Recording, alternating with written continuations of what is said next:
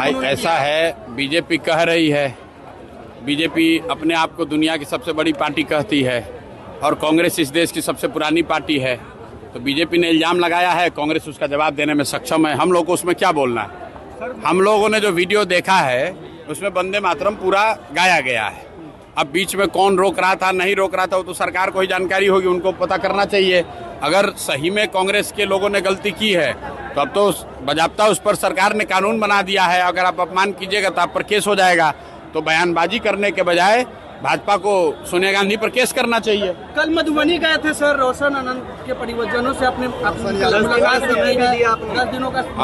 रोशन आनंद जो मधुबनी में, रोशन यादव जो है, रोशन यादव वहाँ बिलाट गांव के अरेर थाना का एक लड़का है जिसको 27 मई को पुलिस ने अपेरेंटली गलत तरीके से अरेस्ट कर लिया था और थाने में उसको टॉर्चर किया गया और बाद में 4 दिन के बाद जब लोगों को पता चला तो फिर उसको छोड़ा गया, फिर पुनः गिरफ्तार किया गया और अभी कारा में उसकी मृत्यु हुई है। उसको लेकर हम लोग परिवार वालों से मिले हैं। सिर्फ परिवार से ही नहीं मिले हैं, उस घटना की जांच के लिए कल परिवार के साथियों के साथ, परिवार के लोगों के साथ वहाँ के एसएसपी से भी मिले, जिन्होंने ये आश्वस्त किया है कि 10 दिन के अंदर दोषी पदाधिकारियों पर जांचोपरांत कार्रवाई की जाएगी। अगर नहीं होगा तो 10 दिन के बाद मैं वापस फिर से वहाँ जाऊँगा।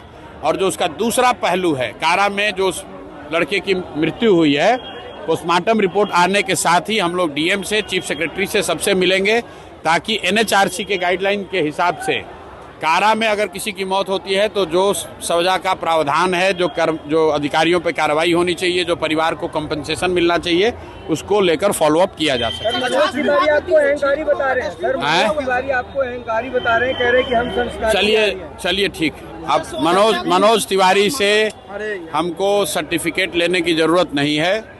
मनोज तिवारी को मैं फिर से यही कहूँगा कि आप वस्तुतः गाना गाने वाले व्यक्ति हैं, गाना गाइए। भाजपा के सहयोग से अगर आप एमपी हैं तो जिस क्षेत्र में एमपी हैं वहाँ पर जाकर काम कीजिए। बिहार में आकर फालतू का राजनीति करने की कोशिश मत कीजिए।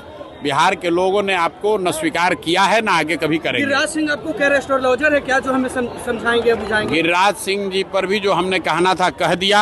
अब गिरिराज सिंह जी अगर कुछ कहेंगे तो उसका जवाब दिया जाएगा।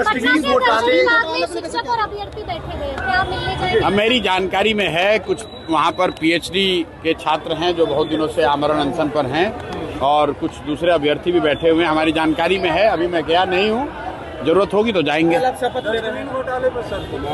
डस्टबिन घोटाले की हमको बहुत जानकारी नहीं है। जो वीडियो पर मीडिया के माध्यम से हम लोग देख रहे हैं जिसमें ये बताया जा रहा है कि साधारण सा दिखने वाला 500 या 1000 रुपये का डस्टबिन अपेरेंटली 15,000 रुपये में खरीदा गया है। मेरे पास उस विषय से संबंधित कोई पुख्ता जानकारी नहीं है।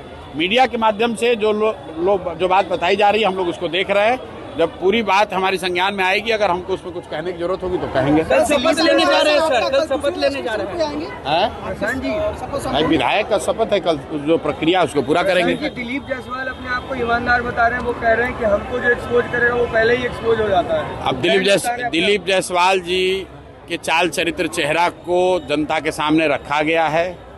दिलीप जायसवाल जी को भी मालूम है, बिहार की जनता को भी मालूम है, उससे आगे उस पर कुछ कहने की भी जरूरत नहीं है।